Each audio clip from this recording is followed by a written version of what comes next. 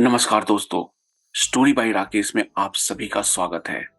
आज की जो स्टोरी मैं आपको बताने वाला हूँ, उसका नाम है पुराना स्कूल।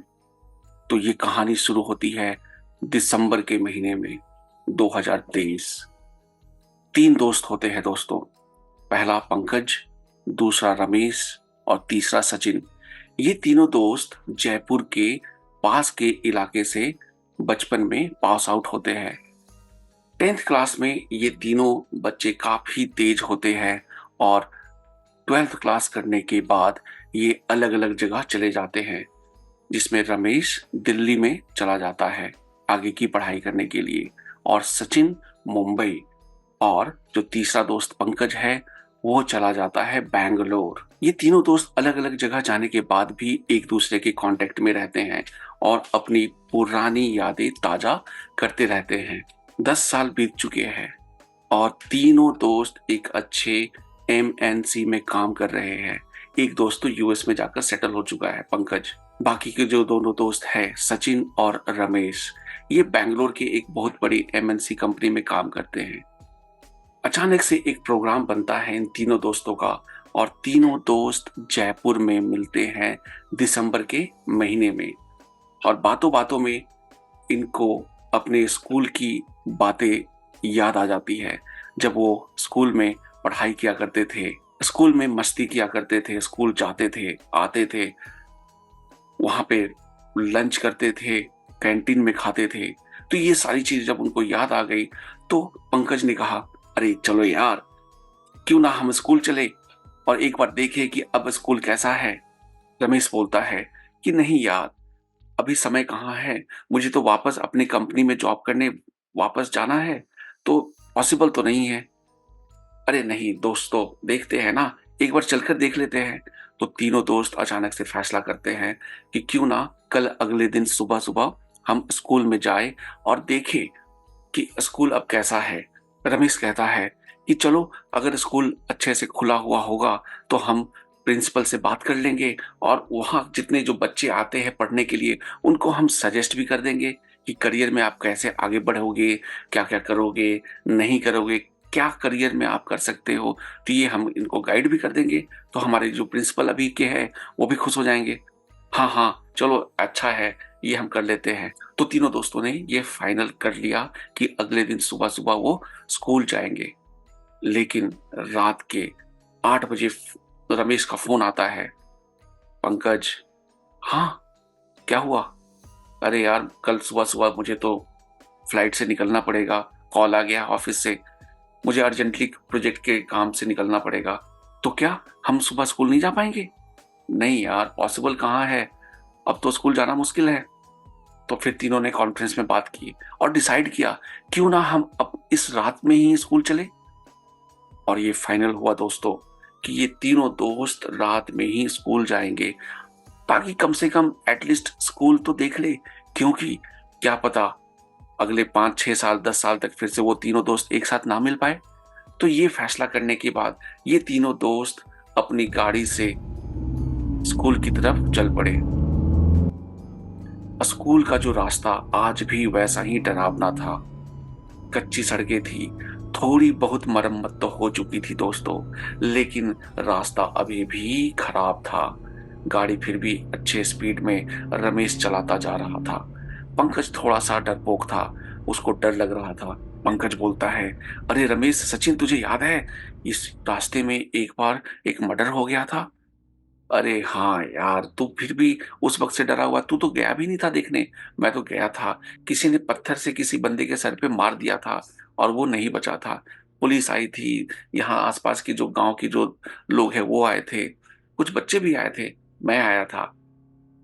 पंकज ये सुनकर फिर से डर गया और बोला, यार तू फिर से वही बातें कर रहा है, तुझे डर नहीं लगता ये सब चीजें देखने में करने में?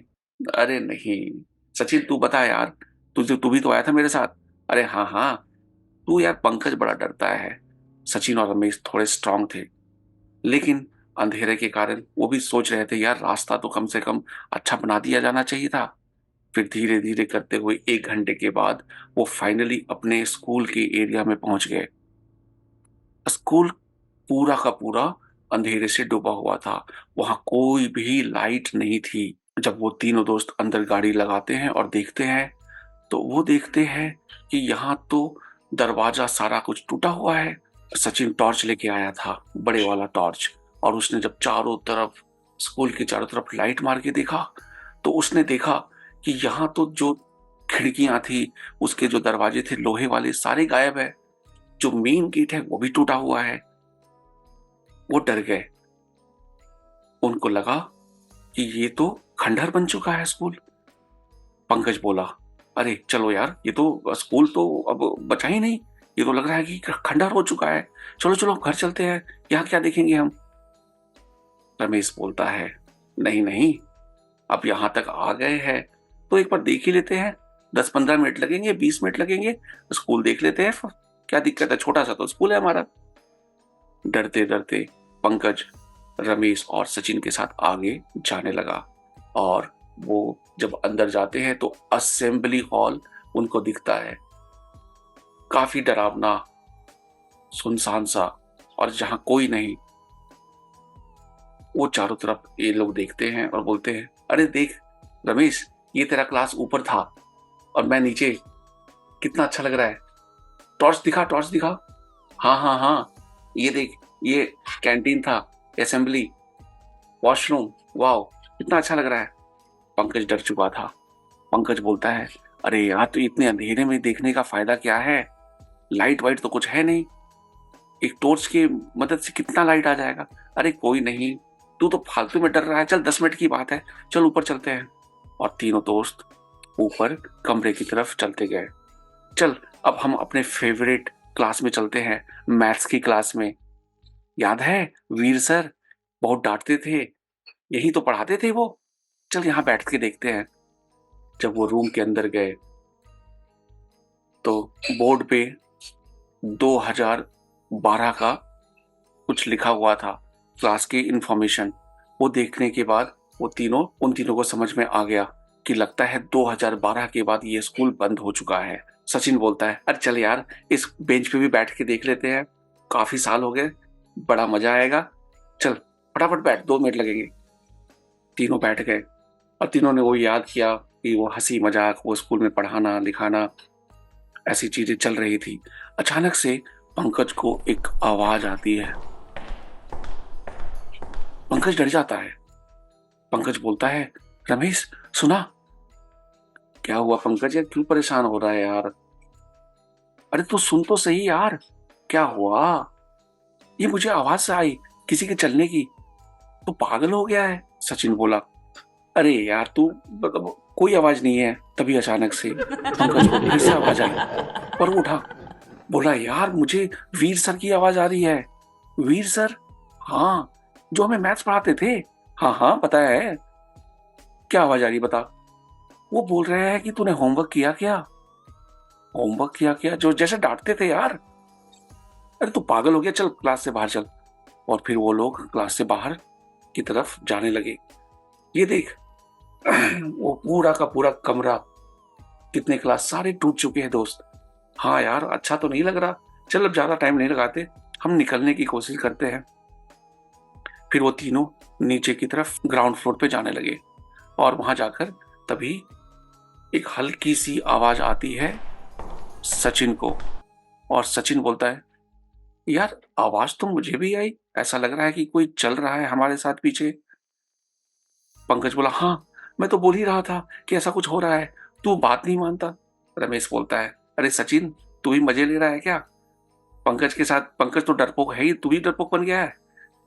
क्या बात कर रहा है यार, कुछ नहीं है, देख इधर लाइट देख, कुछ भी नहीं है यहाँ पर। उधर तीनों ने उधर देखा, वहां कुछ भी नहीं था। उसके बाद वो नीचे जाने के बाद रमेश बोलता है कि यार चल, सब कुछ तो हमने देख लिया, बहुत अच्छा लगा। अब एक बार मेरे को वॉशरूम आया हुआ है, मैं वॉशरूम से होके आ जाता हूँ, हल्का हो लेता हूँ, डरना मत। अब मैं बिल्कुल आजा, वहां पास में आजा, वॉशरूम के पास में लाइट मारता रही हो।